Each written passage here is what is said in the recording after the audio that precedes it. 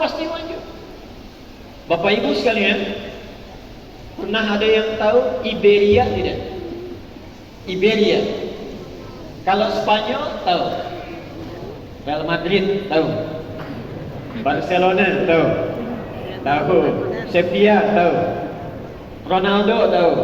Yang pindah ke Saudi itu. Itu wilayah Portugal dan Spanyol dulu tertinggal. Namanya Iberia. Gelap. Nggak ada kemajuan. Kapan itu maju? Setelah gubernur di Afrika Utara. Jadi Afrika Utara itu dulu provinsi. Provinsi dulu di masa-masa Islam itu.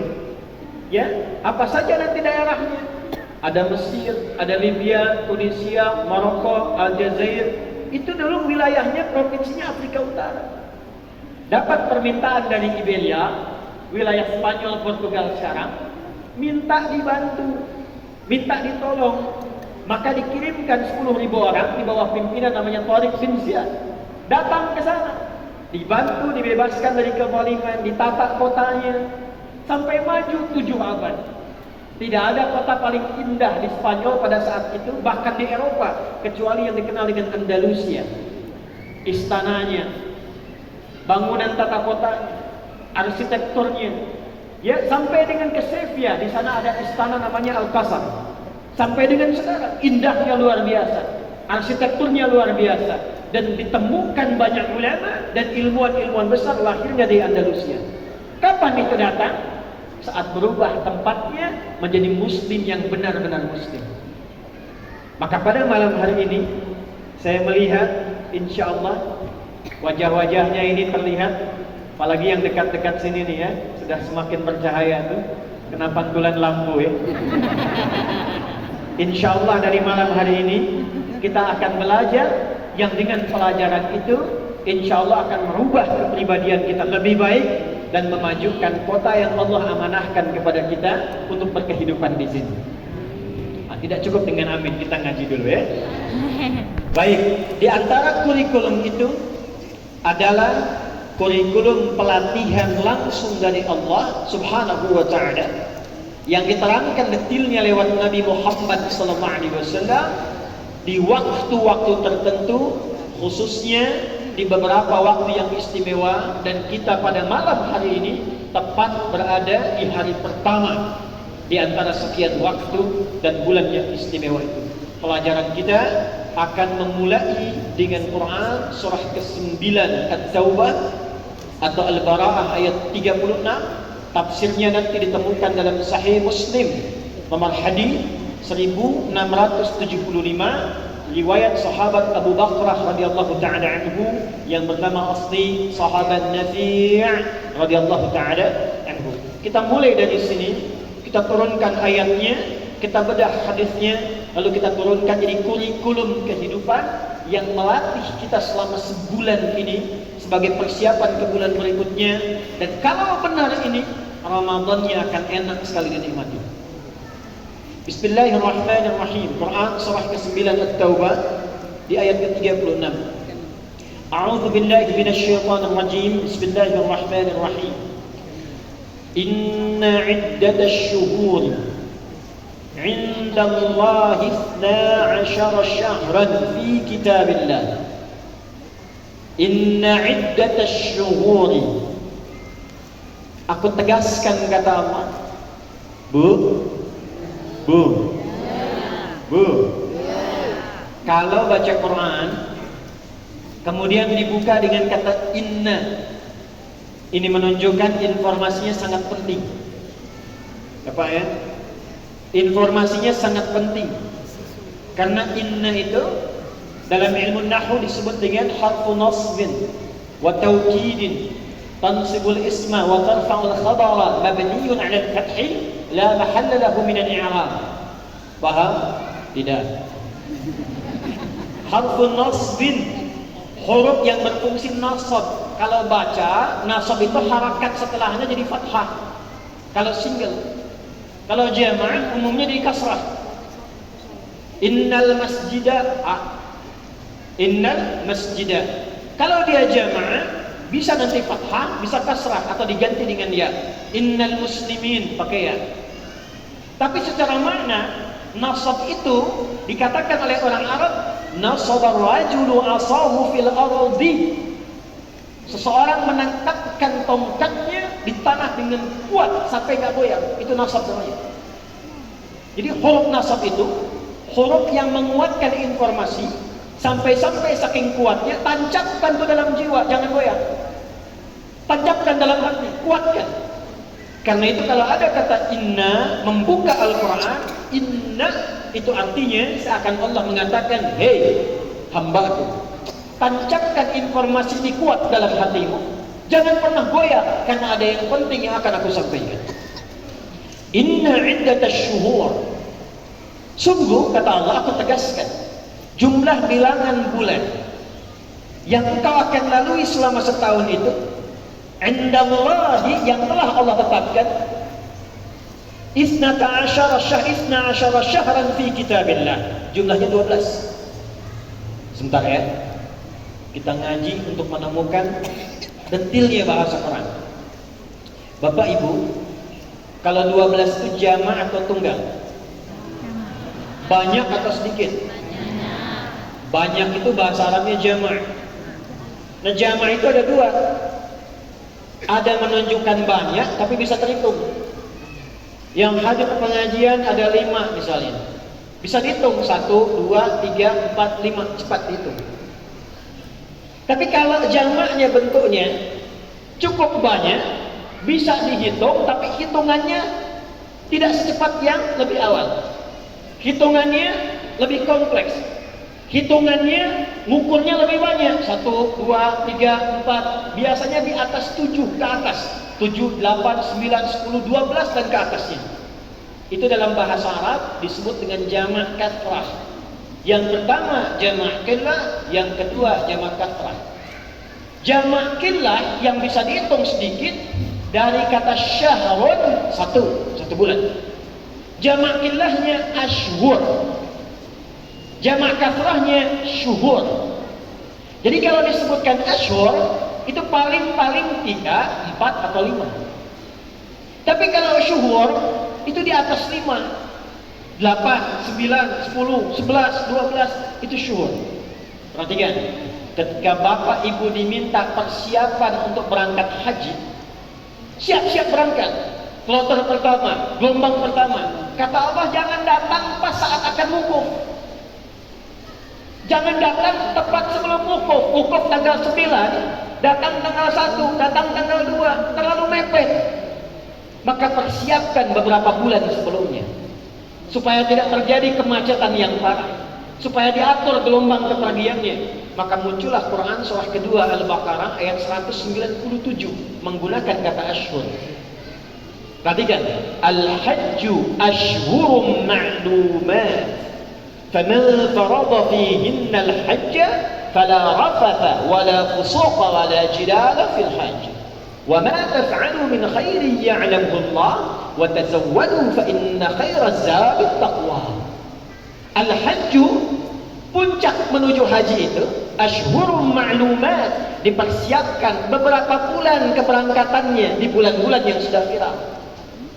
Ashhur, urutkan minimal 3 bulan. Kalau bulan haji bulan 12, kurangi ketiga sebelumnya. Dzulhijjah, Dzulqa'dah, Syawal. Ramadan siapkan diri kita, Syawal sudah siap berangkat. Makanya gelombang pertama akhir Syawal, pertengahan Dzulqa'dah, nanti menjelang Dzulhijjah sudah merapat semuanya ke Arafat. Itulah ashhur. Tapi kalau bulannya lebih daripada 3, lebih daripada 5, 7, 8, 9, 10, 11, bahkan 12, berubah katanya dari ashhur menjadi syuhur. Pindah ke Quran surah 9 ayat ke-36. Inna iddatash syuhuri, bukan ashhur.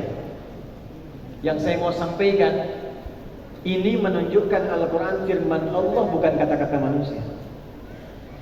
Kalau kata-kata manusia, siapa yang mengajari bilangan ini? Nabi gak pernah belajar, Nabi gak pernah sekolah. Kok bisa setiap katanya sesuai dengan keperluannya?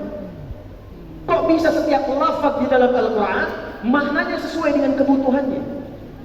Maka yang dimaksud di ayat ini bilangannya bilangan lebih daripada 3, daripada 5, daripada 7, dan disebutkan tepat dalam Al-Quran.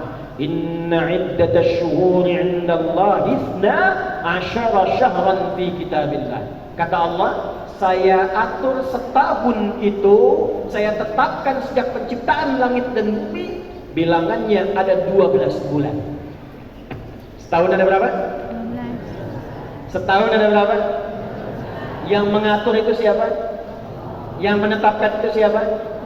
Dan tahukah kita semua, satu-satunya kitab suci yang langsung menerangkan setahun 12 bulan, Al-Quran. Silakan Bapak Ibu cek, belajar baca, bandingkan. Cuma di Quran ditemukan itu. Romawi pernah mencoba menjadikan 13 bulan, gak bisa. Balik lagi ke 12. Artinya apa?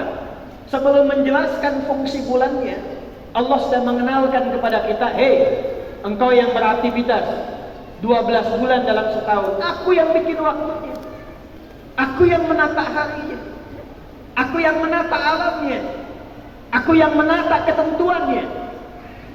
Seakan-akan Allah ingin mengatakan, kalau engkau ikuti aturanku, ini yang dilakukan di bulan ini yang dikerjakan di bulan ini yang kamu harus lakukan di waktu ini ketentuannya, ini kondisinya, baca ini, lakukan ini. Maka ujungnya apa? Aku berikan keberkahan, kenyamanan, kesuksesan, dan kebahagiaan dalam setiap aktivitasmu. Itu maksudnya. Nah sekarang kita bertanya, ya Allah, bagaimana menjalani 12 bulan itu? Seperti apa detailnya dari bangun tidur sampai tidur lagi? Maka turunlah keterangan ayat selanjutnya, teruskan ayatnya. Inna iddatash syuhuri 'indallahi 12 syahran fi kitabillah yauma khalaqas samawati wal arda. Perhatikan, minha arba'atun hurum. Dari 12 ini aku terangkan dulu ada 4 bulan yang istimewa. Ada berapa, Bu? Berapa, Pak? Perhatikan ya. Nanti ketika disebutkan waktunya, Allah merinci dengan keistimewaannya. Nabi mendetilkan kepada kita. Yang 4 bulan ini istimewanya oleh Allah disebut dengan kata hurum. Apa namanya?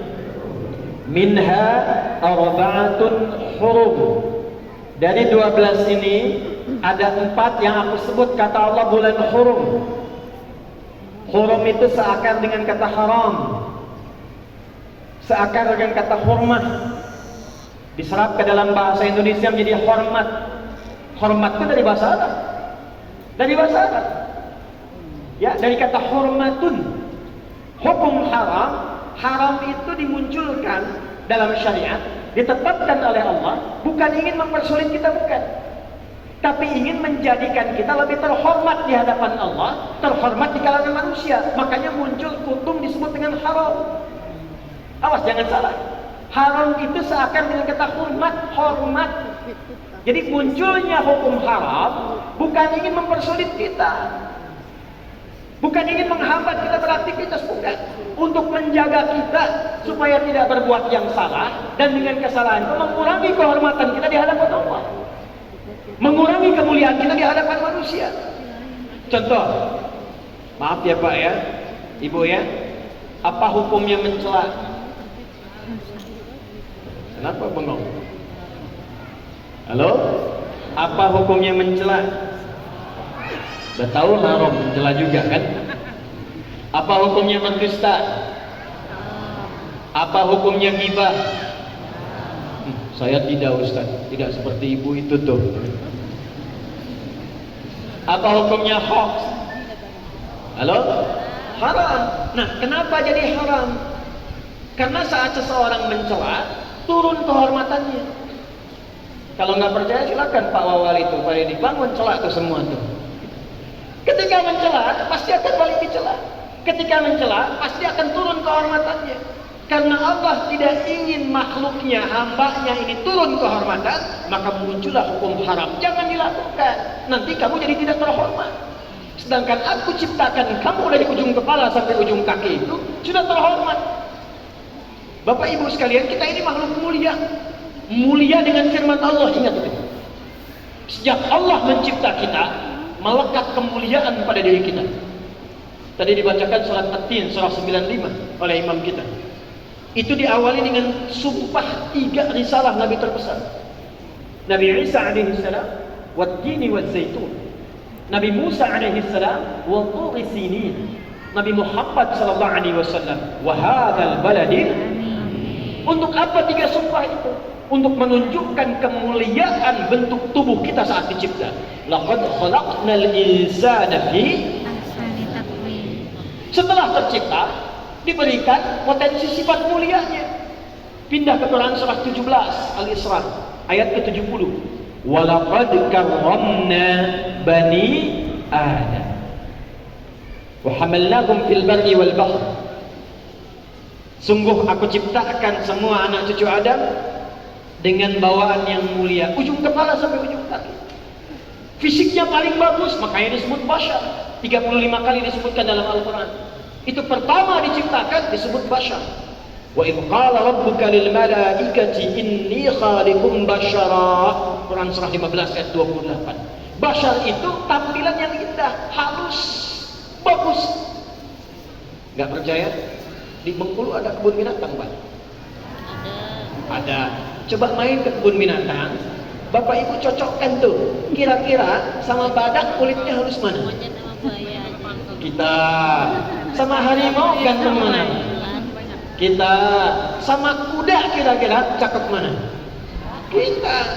Ibu kalau lihat monyet kira-kira nih, cakep mana?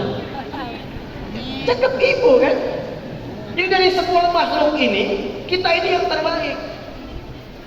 Saya mau berikan rahasia dia. Tapi ini di antara kita saja. Jangan bagi orang ya, yakin ya? Tapi saya tanya dulu, sudah masuk Isya belum? 1 menit lagi ya? Baik, perhatikan. Saya akan berikan satu rahasia besar nanti setelah Isya. Kita jeda dulu, siapkan soft dulu dalam 1 menit, azan, langsung qomat, kemudian kita tunaikan Isya berjamaah. Siap ya? Kita jeda sejenak untuk menunaikan salat Isya. Assalamualaikum warahmatullahi wabarakatuh.